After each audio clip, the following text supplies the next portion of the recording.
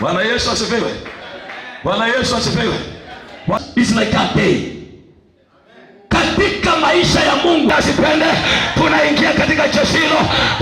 Leo ni siku yetu na Mungu atatenda. Haleluya. Najua kwamba ametembea na wageni wengi. Tumeimba.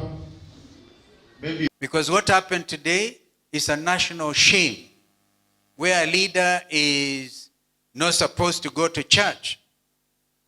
This is not the country envisaged by Constitution 2010.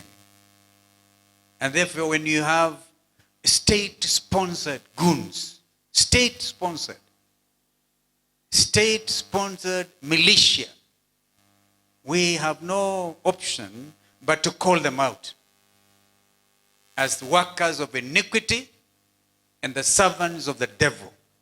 And we know the devil's place.